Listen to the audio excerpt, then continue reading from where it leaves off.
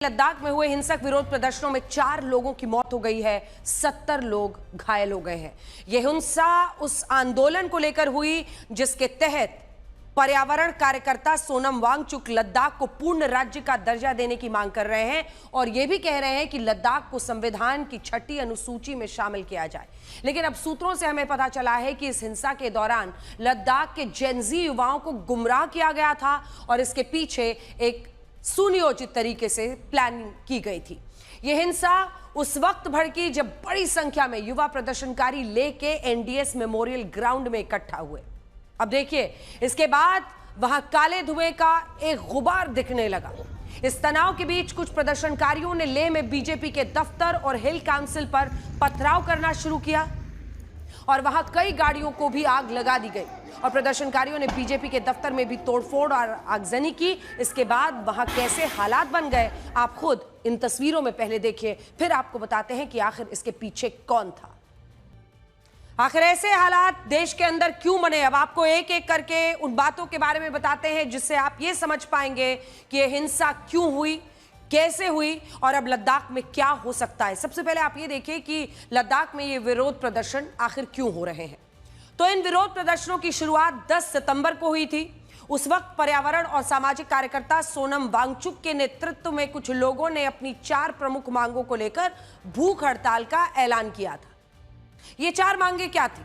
लद्दाख को पूर्ण राज्य का दर्जा मिले, 6ठी अनुसूची के तहत लद्दाख को संवैधानिक सुरक्षा देना, लद्दाख में कारगिल और लेह को अलग अलग लोकसभा क्षेत्र घोषित करना और सरकारी नौकरियों में स्थानीय लोगों को प्राथमिकता देना। इन 4 मांगों को लेकर केंद्र सरकार की लद्दाख के कुछ प्रतिनिधियों से बात भी चल रही थी और इस मुद्दे पर अगली बैठक 6 अक्टूबर को होनी थी, लेकिन उससे पहले ही आज ये हिंसा हुई। और यहां सवाल यही है कि जब केंद्र सरकार बातचीत के लिए तैयार थी और इसके लिए तारीख भी तय हो चुकी थी, तो यह हिंसा आखिर क्यों हुई, किसने कराई? हालांकि सोनम वांगचुक और उनके समर्थकों का आरोप है कि केंद्र सरकार लद्दाख को 6ठी अनुसूची के तहत संवैधानिक सुरक्षा नहीं देना चाहती, जिसके कारण आज लद्दाख के युवाओं को इस तरह का आक्रोश दिखाना पड़ा। भारत के संविधान की 6ठी अनुसूची में सेल्फ गवर्नेंस यानी कुछ खास मामलों में खुद के शासन का उल्लेख किया गया है। इसमें लिखा है कि उत्तर पूर्व के असम, मेघालय, त्रिपुरा, मिजोरम के जनजातीय इलाकों में सेल्फ गवर्नेंस के लिए ऑटोनॉमस डिस्ट्रिक्ट काउंसिल्स यानी एक तरह की स्वतंत्र जिला परिषद बनाई जा सकती है। इन परिषद को यह अधिकार दिए जा सकते हैं कि वो अपने जनजातीय इलाकों में जमीन, जंगल से जुड़े नियम बना सके, स्थानीय प्रशासन और शासन से जुड़े कानून बना सके और अपनी परंपराओं, रीति रिवाजों, जो भी संस्कृति है उसकी रक्षा कर सके। और अभी सोनम वांगचुक और उनके समर्थक चाहते हैं कि अधिकार लद्दाख को दिए जाएं और इसके पीछे वो ये तर्क देते हैं कि लद्दाख में अनुसूचित जनजाति की आबादी लगभग 97% है, जिसमें लेह में 66.8%, नुब्रा जहां पर 73.35%, खालसी में 97% के आसपास, साकू में 89%, करगिल में 83% और जांस्कर में 99% आबादी अनुसूचित जनजाति की है। पूरा लिस्ट आपके सामने स्क्रीन पर है। अब दूसरे सवाल पर आते हैं कि इन मांगों के पीछे 2 बड़े संगठन कौन से हैं, कौन कर रहा है। इनमें पहले संगठन का नाम है लेह एपेक्स बॉडी, जिसका गठन ही साल 2020 में हुआ था और दूसरे संगठन का नाम है कारगिल डेमोक्रेटिक अलायंस और यह भी 2020 में बना और सोनम वांगचुक अभी लेह एपेक्स बॉडी के सदस्य हैं। इसके अलावा ये दोनों संगठन साल 2020 से साथ हैं और इन्हीं दोनों संगठनों के प्रतिनिधियों ने केंद्र सरकार के साथ बातचीत की थी और जैसा कि हमने आपको बताया कि 6 अक्टूबर को केंद्र सरकार के साथ अगले दौर की चर्चा भी होने वाली थी, लेकिन उससे पहले ही यह हिंसा हुई और यह हिंसा क्यों हुई, अब वो समझिए। सोनम वांगचुक और उनके समर्थक 10 सितंबर से भूख हड़ताल पर बैठे थे, लेकिन इस दौरान 23 सितंबर को इस भूख हड़ताल में 2 प्रदर्शनकारी बेहोश हो गए, जिनमें एक बुजुर्ग महिला भी शामिल थी। इस घटना के बाद लेह एपेक्स बॉडी के प्रदर्शनकारी आक्रोशित हो गए और उन्हें यह लगा कि अब भूख हड़ताल से बात नहीं बनेगी। इसके बाद इस संगठन की युवा शाखा ने आज लेह में बंद का आह्वान किया और यह कहा गया कि सारे प्रदर्शनकारी लेह में बीजेपी के दफ्तर के बाहर एक विशाल जनसभा में शामिल होंगे। लेकिन इसके बाद कारगिल डेमोक्रेटिक अलायंस के लोगों ने भी इस बंद को अपना समर्थन दे दिया और यह ऐलान किया कि पूरे लद्दाख में आज बंद रखा जाएगा। और इस सब के बाद लेह में यह बंद हिंसक हो गया और इसमें अब तक 4 लोगों की मौत की पुष्टि हो चुकी है। हालांकि यहां सोनम वांगचुक को लेकर भी सवाल खड़े हो रहे हैं, जिन्होंने अब तक शांतिपूर्ण विरोध प्रदर्शनों की बात की थी। अब वो हर रोज अपनी भूख हड़ताल के नए नए वीडियो बनाकर सोशल मीडिया पर पोस्ट कर रहे थे। कुछ देर पहले खबर आई कि उन्होंने भी ये गुजारिश की है, ये प्रार्थना की है कि कोई भी हिंसा को ना बढ़ाए आगे। लेकिन आज हिंसा के वक्त सोनम वांगचुक का उस वक्त बयान नहीं आया और अब वो ये कह रहे हैं कि ये हिंसा लद्दाख के जनजी युवाओं की भड़ास थी। पहले सुनिए। तो वांगचुक साहब इस बात पर सफाई दे रहे थे कि मैं जेनजी शब्द का इस्तेमाल नहीं करता हूं, मैं युवा शब्द का इस्तेमाल करता हूं। बाद में उन्होंने ये अपील भी की कि शांति बनाकर रखी जाए, लेकिन पहले ऐसे के वीडियोस रोज आ रहे थे। मैं आपको बड़ी स्क्रीन पर यह दिखाती हूं कि बीजेपी आईटी सेल के हेड अमित मालवीय ने इस हिंसा को लेकर कांग्रेस पर क्या आरोप लगाए हैं, क्योंकि ये बहुत अहमियत रखता है। यहीं से पूरे मामले में एक नया ट्विस्ट आ रहा है। अमित मालवीय ने इस शख्स की फोटो डाली है। सबसे पहले जूम इन करके इस शख्स की तस्वीर दिखाइए जो यहां पर है। ये शख्स है जिसके बारे में अमित मालवीय ने, यहां पर ये शख्स जो दिखाई दे रहे हैं जिन्होंने मास्क पहना हुआ है, ये देखिए मास्क पहनकर, और ये उनकी तस्वीर है। और अब आइए आपको दिखाते हैं, क्योंकि एक्स पर पोस्ट में अमित मालवीय ने लिखा है, आप पढ़ सकते हैं इसे। अमित मालवीय ने क्या लिखा है? उन्होंने ये कहा है कि लद्दाख में दंगा कर रहा ये व्यक्ति अपर लेह वार्ड का कांग्रेस पार्षद है, जिसकी फोटो हमने आपको दिखाई। अमित मालवीय का ये दावा है कि ये अपर लेह वार्ड का कांग्रेस पार्षद है। फुटसोंग स्टैंजन सेपाग है, उनका नाम बताया है उन्होंने, जो ऊपर में सबसे ऊपर आपको इंग्लिश में भी दिख रहा है, Phuntsog Stanzin Tsepag, Congress councillor for upper Leh ward. उसे भीड़ को उकसाते और भाजपा कार्यालय और हिल काउंसिल को निशाना बनाकर की गई हिंसा में शामिल होते साफ देखा जा सकता है। क्या राहुल गांधी इसी तरह की अशांति की कल्पना कर रहे हैं? यानी बीजेपी ने गंभीर सवाल उठा दिए। क्या इस तरह से नेपाल को देखने के बाद हिंसक आंदोलन भारत में उकसाने की कोशिश हो रही है और वो सीधे सीधे कांग्रेस पार्टी के काउंसलर पर यह आरोप लगा रहे हैं? कुछ तस्वीरों और वीडियो भी जारी किए गए हैं और यह आरोप लगाया गया है कि इन तस्वीरों में ये जो शख्स दिख रहा है ये ऊपर लेह वार्ड का कांग्रेस पार्षद है। और आप एक बार इस वीडियो को देखिए, उसके बाद हम आगे बताएंगे। देखिए, बीजेपी इन तस्वीरों को दिखाकर ये पूछ रही है कि क्या इसी हिंसा के लिए पिछले दिनों राहुल गांधी ने अपने एक पोस्ट में जेनजी युवाओं का जिक्र किया था। आप देख सकते हैं कि इसमें राहुल गांधी ने क्या लिखा था।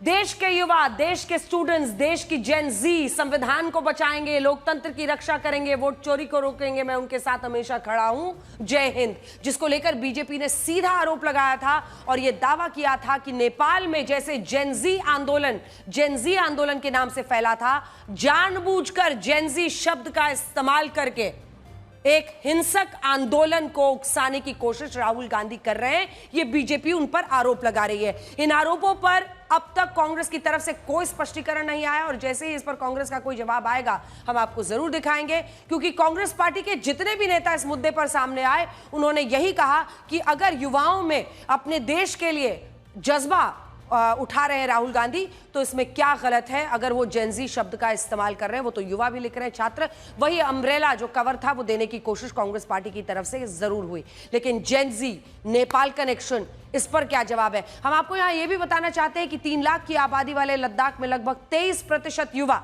यानी 70,000 युवा जेनजी हैं, जिनकी उम्र 13 से 28 साल है। और अभी कहा जा रहा है कि इन्हीं जेनजी युवाओं ने यह हिंसक आंदोलन आज किया है। साल 2019 में जब केंद्र सरकार ने जम्मू कश्मीर से धारा 370 और अनुच्छेद 35A को हटाया था, तब जम्मू कश्मीर और लद्दाख केंद्र शासित प्रदेश बन गए थे और इसी के बाद से लद्दाख को पूर्ण राज्य का दर्जा देने की मांग हो रही है और सोनम वांगचुक लद्दाख को 6ठी अनुसूची में शामिल करने की मांग कर रहे हैं।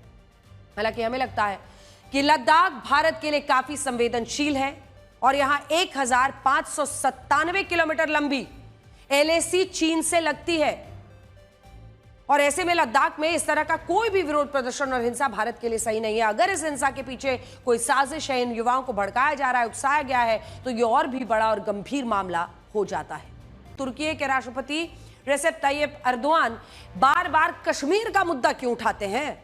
इस बार भी उन्होंने संयुक्त राष्ट्र की महासभा में यह कहा है कि कश्मीर मुद्दे का समाधान UN के प्रस्तावों के तहत होना चाहिए, न लेना न देना।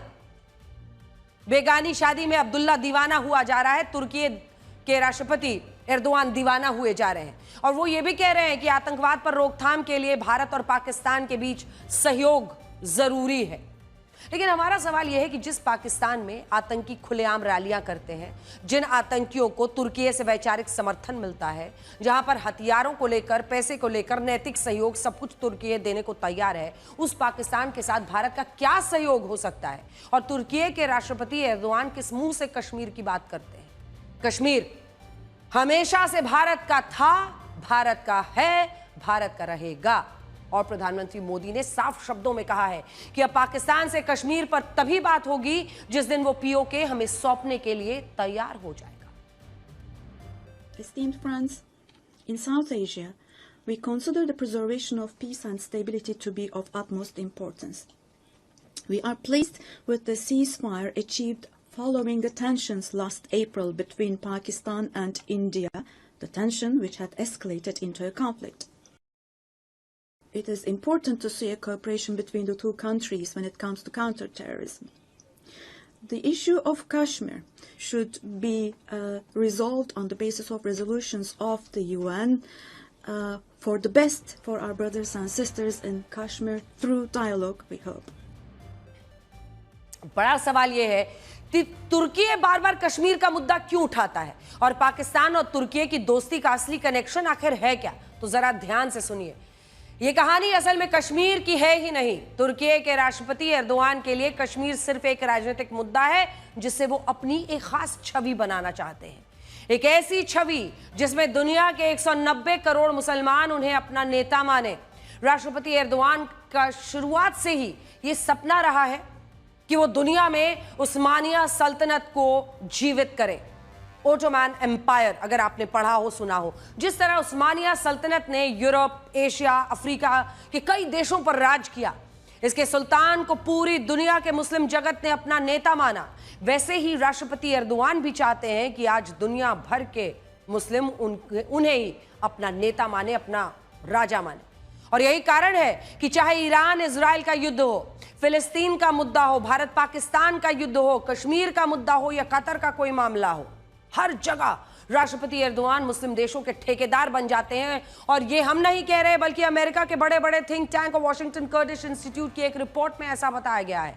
इसमें लिखा है कि राष्ट्रपति एर्दोआन जब इस्तांबुल के मेयर थे, यानी तुर्की की राजधानी इस्तांबुल के सिर्फ मेयर थे, तभी से उनका यह ख्वाब था कि उनका कद दुनिया में उस्मानिया सल्तनत के सुल्तान जैसा हो जाए, ऑटोमन एम्पायर के एम्परर की तरह हो जाए। और क्योंकि वो इस्तांबुल में जन्मे, जिसे साल 1453 में उस्मानिया सल्तनत ने अपनी राजधानी बनाया था, इसीलिए वो इस सल्तनत को अपना पूर्वज मानने लगे। और धीरे धीरे वैश्विक राजनीति में उन्होंने खुद को सुन्नी इस्लाम का रक्षक बताना शुरू किया, ताकि अरब और मुस्लिम देशों में उनका एक प्रभाव बढ़े। और पाकिस्तान में ऐसा ही हुआ है।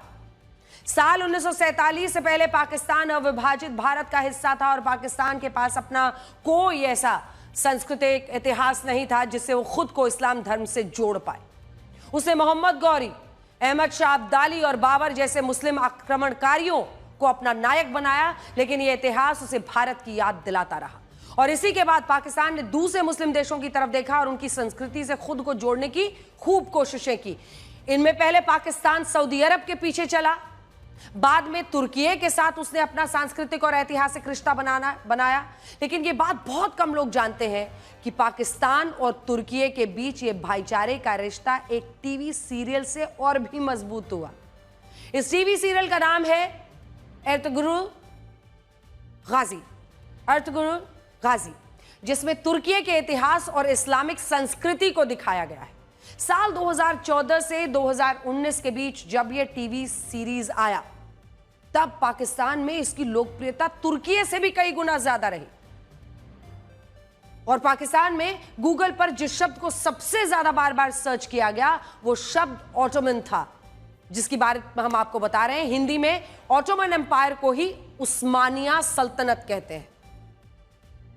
यानी जैसे अमेरिका ने अपनी हॉलीवुड की फिल्मों को सॉफ्ट पावर की तरह इस्तेमाल किया और दुनिया के लोगों में अपनी सुपर पावर की एक छवि बनाई, ठीक वैसे ही तुर्की ने अपने टीवी सीरियल से पाकिस्तान को उस्मानिया सल्तनत के इतिहास से जोड़ दिया।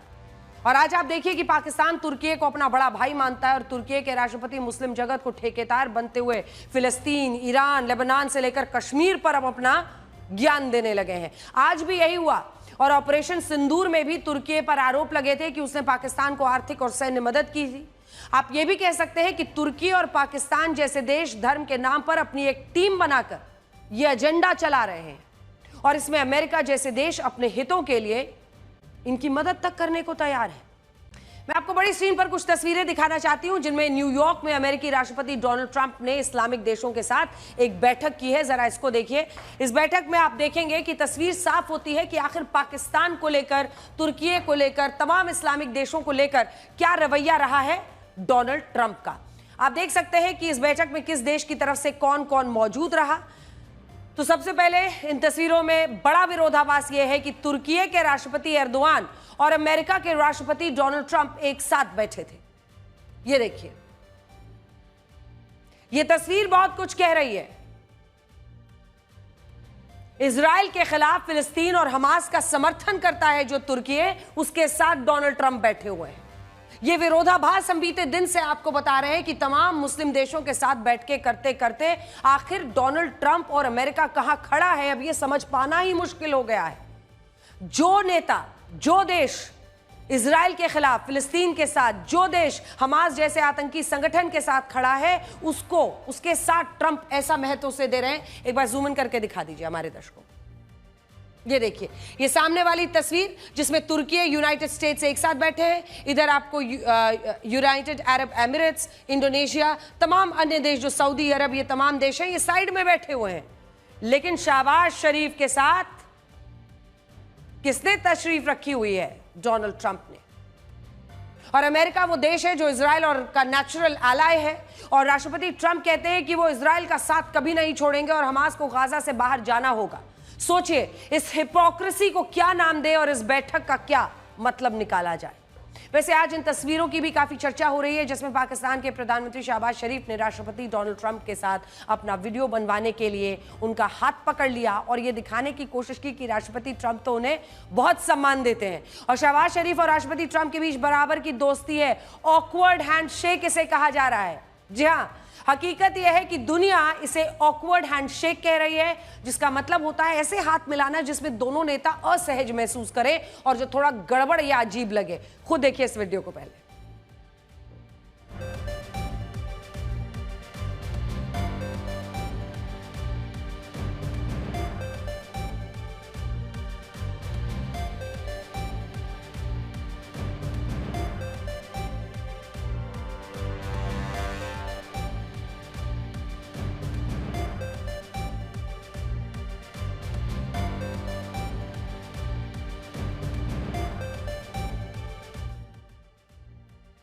वैसे आजकल हैंडशेक को लेकर पाकिस्तान की खूब फजीहत हो रही है।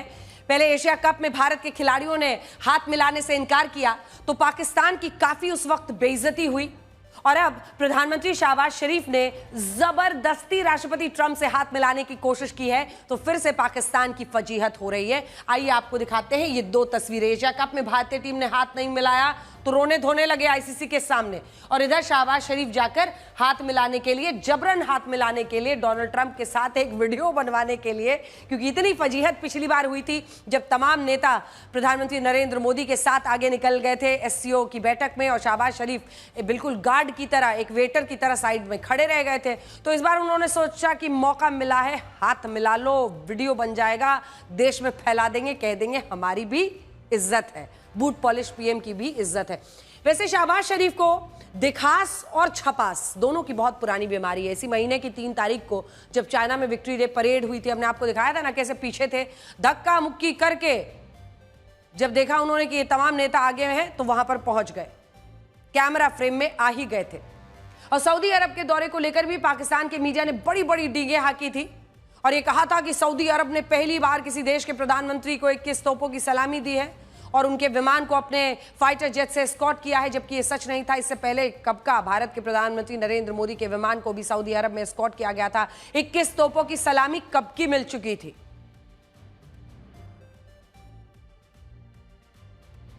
तो आज जब पाकिस्तान का मीडिया शहबाज शरीफ और राष्ट्रपति ट्रंप की इन तस्वीरों को दिखाकर खुश हो रहा है, तब हम चाहेंगे कि पाकिस्तान के आम लोग जरा इन आंकड़ों को भी देख लें। इसी साल पाकिस्तान और अमेरिका की एक कंपनी के बीच क्रिप्टो डील पर हस्ताक्षर हुए, जिसमें इस अमेरिकी कंपनी का नाम है वर्ल्ड लिबर्टी फाइनेंशियल इंक। ये वही कंपनी है जिसमें राष्ट्रपति डोनाल्ड ट्रंप के परिवार की 60% हिस्सेदारी है, और इस डील में पाकिस्तान के आम लोगों को कुछ नहीं मिलने वाला है।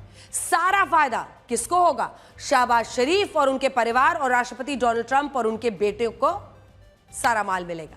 आज ही वर्ल्ड बैंक की एक नई रिपोर्ट आई है, जिसके मुताबिक पिछले 3 सालों में पाकिस्तान की गरीबी दर 7% बढ़ी है, और साल 2023-24 में यह 25.3% पर पहुंच गई है।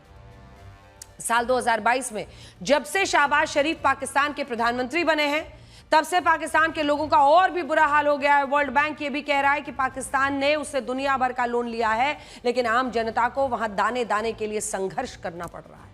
ये दूसरी तस्वीर आप देख ही रहे हैं। एक बार फिर से आपको दिखाते हैं, पाकिस्तान की जनता इसलिए कंगाल हो रही है क्योंकि सारा पैसा सरकार और सेना की जेब में जा रहा है। ये देखिए शहबाज शरीफ, ये तस्वीर जिसमें आप देखेंगे शहबाज शरीफ की जो कंपनी है, संपत्ति है, कितनी है? 41.73 करोड़ पाकिस्तानी रुपया। उद्योगपति भी है शहबाज शरीफ। शरीफ ग्रुप ऑफ कंपनीज है, स्टील फैक्ट्री और शुगर मिल्स है उनके। 13 कंपनियों में शहबाज शरीफ परिवार का पैसा है। शहबाज शरीफ के 2 बेटों पर आरोप है कि उन्होंने 700 करोड़ की मनी लॉन्ड्रिंग की है। इनके चेहरे दिखा दीजिए जरा। ये उनके 2 बेटे हैं, हमजा शहबाज और सलमान शहबाज नाम है, और इन पर आरोप है कि 700 करोड़ रुपए की मनी लॉन्ड्रिंग इन दोनों ने की है। लेकिन इससे फर्क क्या पड़ता है? पाकिस्तान में तो शहबाज शरीफ और उनका परिवार सेना की मदद से खूब पैसा छाप रहा है, और पाकिस्तान की जनता गरीबी और आटे की लाइनों में मर रही है, और यह भ्रष्टाचार पाकिस्तान के क्रिकेट बोर्ड तक फैला है। आपको सुनकर हंसी भी आएगी और ताज्जुब भी होगा कि इस बार के एशिया कप में पाकिस्तान की क्रिकेट टीम को जो यूनिफॉर्म्स और किट दी गई, उसे घटिया क्वालिटी का बताया जा रहा है। और इन तस्वीरों में देख सकते हैं कि पाकिस्तान के खिलाड़ी जो यूनिफॉर्म पहन रहे हैं, वो कुछ ही मिनटों में पसीने से भीगने लगती है। साफ दिखता है कि पाकिस्तान के क्रिकेट बोर्ड ने इसमें भी झोल कर ही दिया है। पूरी तरह से एशिया कप में पाक टीम को घटिया यूनिफॉर्म देने का यह आरोप लग रहा है। और यह भी कहा कि जब इस तरह के टेंडर सही कंपनियों की बजाय दोस्तों को दिए जाते हैं तो यही होता है। हमारे खिलाड़ी पसीने से भीग रहे हैं, और करप्शन पसीने से भी ज्यादा टपक रहा है यहां पर पाकिस्तान में। आप खुद उनके इस पोस्ट को पढ़िए। इस पोस्ट में क्या लिखा है? पाकिस्तानी खिलाड़ी घटिया क्वालिटी की किट पहनकर पसीना बहा रहे हैं, जबकि दूसरे खिलाड़ी सही ड्राई फिटिंग किट पहन रहे हैं। यही होता है जब टेंडर प्रोफेशनल्स को नहीं बल्कि दोस्तों को मिलते हैं। पसीने से ज्यादा भ्रष्टाचार टपक रहा है। यह अतीक उस जमा पूर्व पाकिस्तानी खिलाड़ी ने लिख दिया है। राष्ट्रपति ट्रंप के साथ हुई बैठक, और वहां से पाकिस्तान की पूरी कहानी ही निकल पड़ी। लेकिन इस बैठक में पाकिस्तान समेत सभी मुस्लिम देशों ने फिलिस्तीन के मुद्दे पर चर्चा की, और इससे पहले तुर्की ने हमास को आतंकी संगठन मानने से भी इनकार कर दिया। लेकिन इस सब के बीच मुस्लिम देशों को इस राजनीति को इंडोनेशिया के राष्ट्रपति प्रबोवो सुबियांतो ने आईना दिखा दिया। उन्होंने संयुक्त राष्ट्र की महासभा में कहा कि दुनिया को इजराइल के वजूद और उसकी सुरक्षा को भी स्वीकार करना होगा, और जब तक इजराइल को सुरक्षा की गारंटी नहीं दी जाएगी, तब तक असली शांति स्थापित नहीं हो सकेगी। सुनिए। Indonesia's complete support for the two-state solution in Palestine. We must have an independent Palestine, but we must also recognize, we must also respect, and we must also guarantee the safety and security of Israel. Only then we can have real peace, and no longer hate and no longer suspicion. The only solution is this two-state solution. Two descendants of Abraham must live in reconciliation, peace and harmony. जिस बात को कहने की हिम्मत कई लोग नहीं कर रहे हैं वो इंडोनेशिया ने कही है। सोचिए, इंडोनेशिया इस दुनिया में सबसे ज्यादा मुस्लिम आबादी वाला देश है। इंडोनेशिया में 88% आबादी मुसलमानों की है, जो पाकिस्तान धर्म के नाम पर दिन रात जहर घोलने का काम करता है, आतंकवाद की फैक्ट्री चलाता है। उससे ज्यादा मुसलमान इंडोनेशिया में रहते हैं। लेकिन इसके बावजूद इंडोनेशिया इस बात को समझता है कि दुनिया सिर्फ एक धर्म से नहीं चल सकती और यहां बाकी धर्मों की सुरक्षा को भी सुनिश्चित करना ही होगा। एक जमाने में इंडोनेशिया में बहुसंख्यक आबादी हिंदू और बौद्ध धर्म के लोगों की होती थी और दक्षिण भारत के चोल राजवंश का प्रभाव इंडोनेशिया के सुमात्रा तक था। लेकिन इसके बाद इंडोनेशिया में इस्लाम धर्म का विस्तार हुआ। धीरे धीरे यह देश दुनिया की सबसे बड़ी मुस्लिम आबादी वाला देश बन गया और यह भी कहा जाने लगा कि इंडोनेशिया में एक ऐसी पवित्र गुफा है जिसमें सऊदी अरब के मक्का जाने का गुप्त मार्ग छिपा है। बड़ी बात यह है कि इंडोनेशिया की आबादी और वहां के लोगों का धर्म बदला, लेकिन उसकी संस्कृति में हिंदू और बौद्ध धर्म की झलक हमेशा देखी गई। और आप संयुक्त राष्ट्र में उनका ये भाषण सुनिए, जिसमें उन्होंने इस्लाम धर्म के अभिवादन के साथ ओम शांति ओम और नमो बुद्धाय भी कहा। सुनिए। Arabs, Jews, Muslims, Christians, Hindus, Buddhists, all religions, we must live as one human family. Thank you. Wassalamualaikum warahmatullahi wabarakatuh.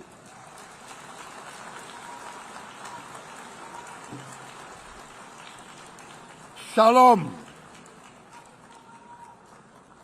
Om Santi, Santi, Santi Om. Namo Buddhaya. Thank you very much. May God bless us all. May peace be upon us. Thank you very much. आजकल हमारे देश में ज्यादातर लोग अपने अभिवादन में hello, thank you और हाय, ओके कहते हैं, लेकिन भारत की प्राचीन गुरुकुल परंपरा में ओम शांति या ओम शांति ओम कहा जाता था। इसका अर्थ होता है शांति के मूल रूप को समझना। जब आप किसी से ओम शांति या ओम शांति ओम कहते हैं तो यहां आप शांति की कामना कर रहे होते हैं और सनातन धर्म में शांति को ही सबसे बड़ी शक्ति माना गया है। और इंडोनेशिया के राष्ट्रपति ने अपने अभिवादन में इसी ओम शांति ओम का जिक्र किया। खैर, इस सबके बीच संयुक्त राष्ट्र में एक ऐसी घटना भी हुई जिसके बाद पूरी दुनिया में इजराइल की खुफिया एजेंसी मोसाद की चर्चा हो रही है। कल जब संयुक्त राष्ट्र में इंडोनेशिया के राष्ट्रपति प्राबो सुबांतो, तुर्की के राष्ट्रपति एर्दोआन, कनाडा के प्रधानमंत्री मार्क कार्नी और दक्षिण अफ्रीका के राष्ट्रपति सिरिल रामाफोसा ने अपने भाषण के दौरान फिलिस्तीन का जिक्र किया, फिलिस्तीन जैसे शब्द बोला, अचानक से माइक ऑफ हो गया। और अब इन घटनाओं को लेकर यह कहा जा रहा है कि क्या इसके पीछे इजराइल की खुफिया एजेंसी मोसाद का हाथ है। वैसे भी इजराइल को फिलिस्तीन पर इतना समर्थन मंजूर नहीं होगा। हालांकि यूएन की तरफ से कहा गया है कि यह तकनीकी खराबी थी, लेकिन दुनिया पूछ रही है कि कैसी तकनीकी खराबी थी जिसमें फिलिस्तीन का जिक्र आने पर ही माइक ऑफ होता था। आपको वो तस्वीरें दिखाते हैं जिनमें आपको शक्तिशाली तूफान रगासा से हुई तबाही नजर आएगी। इस सुपर टाइफून ने चीन, हांगकांग, ताइवान, फिलीपींस में हाहाकार मचाया हुआ है। इसमें कई लोग लापता भी हो गए हैं। देखिए, मंगलवार को यह तूफान हांगकांग में पहुंच गया और वहां से 200 किलोमीटर प्रति घंटे से ज्यादा की रफ्तार से हवाएं चलने लगी और भारी बारिश होती रही।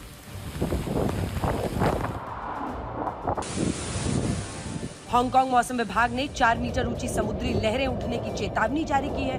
बुधवार को हांगकांग में समुद्री किनारे बनी बिल्डिंग्स और होटल्स को इस तूफान ने भारी नुकसान पहुंचाया। कई होटल्स में समुद्र का पानी भर गया, जहां से किसी तरह लोगों को निकाला जा सका। तूफान की वजह से सैकड़ों हवाई उड़ानें रद्द करनी पड़ी। ये तूफान दक्षिण चीन सागर में उठा और इसके आसपास के देशों में तबाही मचाई। ये तूफान सबसे पहले उत्तरी फिलीपींस से टकराया, वहां भारी नुकसान हुआ। इसके बाद ताइवान की ओर बढ़ा, जहां एक झील भी फट गई। ताइवान में हालात और भी खराब हैं। भारी बारिश से लैंडस्लाइड और जलभराव की घटनाएं हो रही हैं। ताइवान में इस महातूफान से 15 से ज्यादा लोगों की मौत हो गई और 100 से ज्यादा लोग लापता हैं। कई गांव बाढ़ में डूब गए हैं। तूफान के साथ बाढ़ और बारिश की वजह से लोग घरों में ही फंस गए, जिसके बाद ताइवान की सेना ने टैंकों से राहत सामग्री लोगों में बांटी। सुपर टाइफून रगासा ने ताइवान पहुंचने से पहले फिलीपींस के कुछ इलाकों को तबाह कर दिया।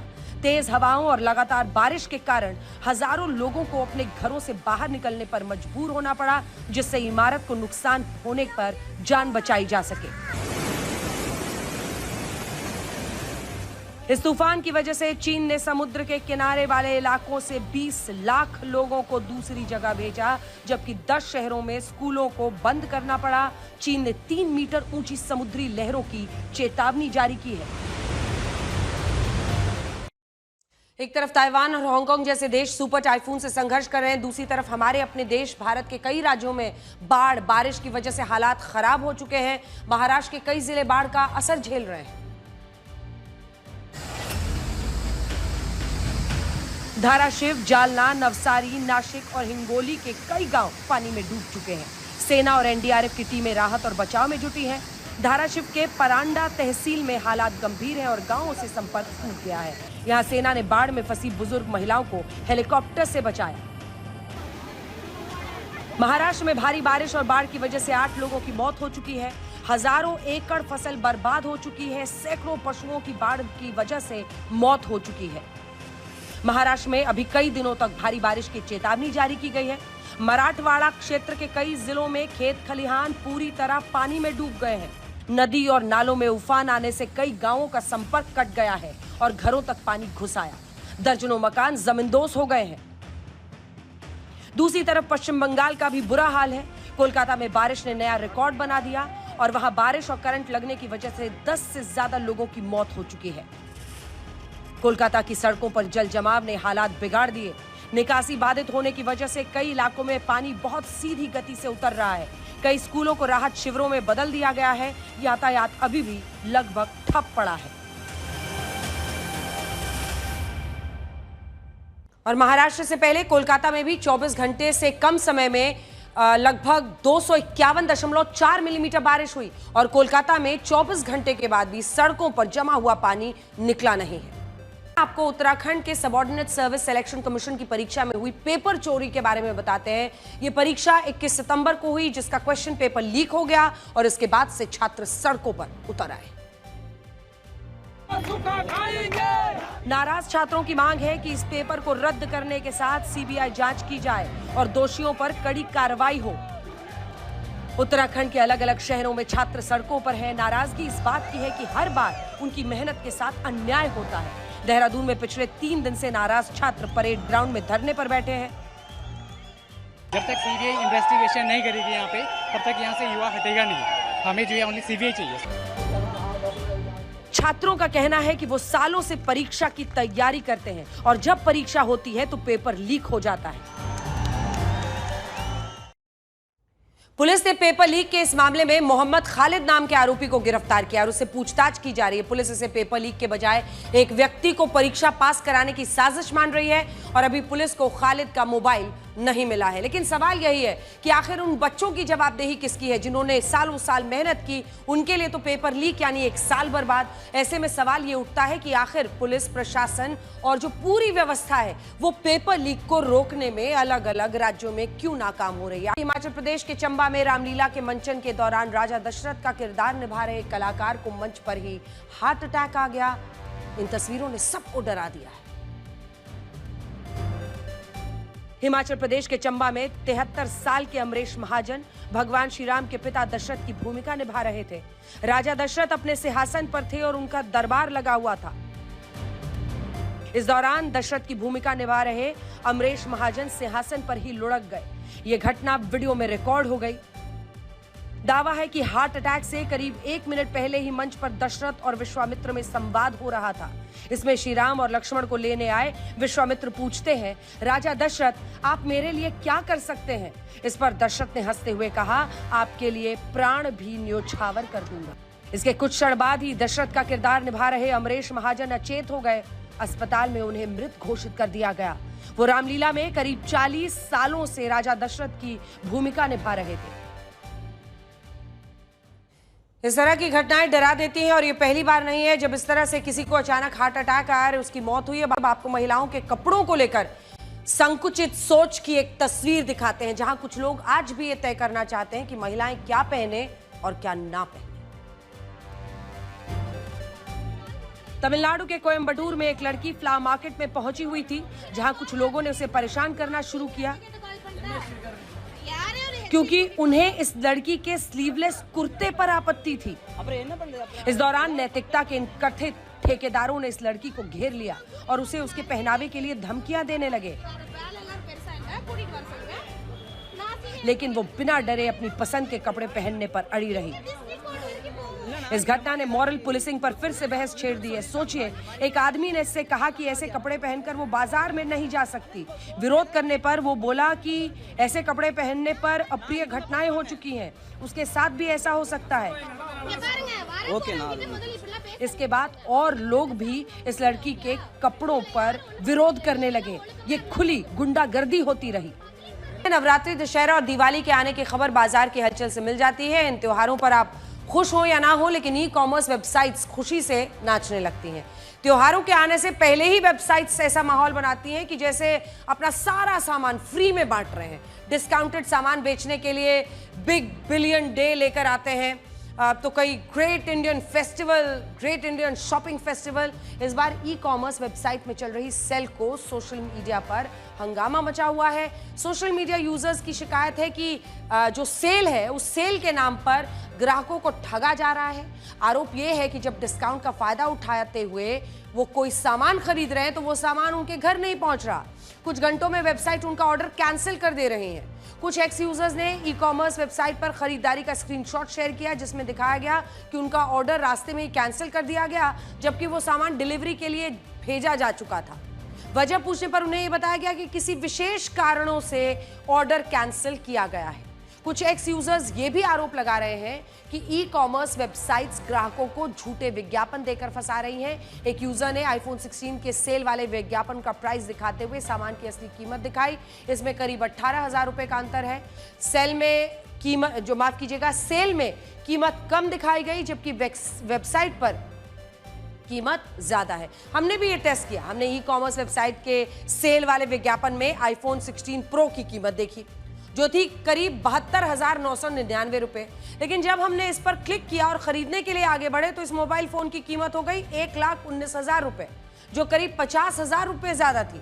कुछ लोग ये भी कह सकते हैं कि विज्ञापन में जो कीमत थी उसके आगे टर्म्स एंड कंडीशंस लागू था, लेकिन टर्म एंड कंडीशन के नाम पर 5 रुपए 50 रुपए नहीं है, सीधा 50,000 रुपए का अंतर ग्राहकों को हजम नहीं हो रहा है। ई कॉमर्स वेबसाइट पर सेल में सस्ता सामान खरीदने आए ग्राहक खुद को ठगा हुआ महसूस कर रहे हैं, क्योंकि विज्ञापनों में सामान को जितना सस्ता होने का दावा किया गया था, असलियत में कीमत उससे कहीं ज्यादा थी। बहुत सारे खरीदारों की एक और शिकायत है जिसके बारे में बहुत कम चर्चा हो रही है। शिकायत यह है कि ये कंपनियां सामान के बिल में कई तरह के फिजूल चार्जेस जोड़कर अवैध वसूली कर रही हैं। आप ये वाला बिल देखिए जो हम आपको दिखा रहे हैं। इसमें सामान की असली कीमत के अलावा कई तरह के चार्जेस जोड़े हैं। असली कीमत है 14,999 रुपए, लेकिन इसके अलावा इसमें ऑफर हैंडलिंग फी, पेमेंट हैंडलिंग फी, प्रोटेक्शन प्रॉमिस फी के नाम पर 206 रुपए ज्यादा लिए। ये किस तरह की फीस है वो कोई नहीं जानता। ये क्यों ली जा रही है इसके बारे में कंपनियां नहीं बताती।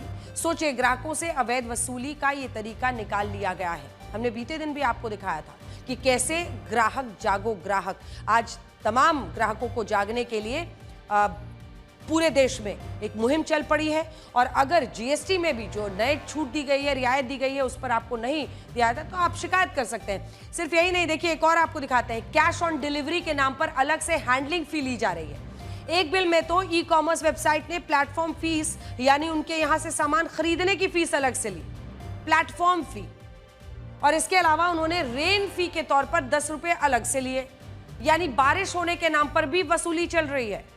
ई कॉमर्स वेबसाइट ग्राहकों से सामान खरीदने के नाम पर, सामान घर तक सुरक्षित पहुंचाने के नाम पर, बारिश हुई तो उसके नाम पर अलग अलग तरीके से वसूली पर उतारू है सरकार।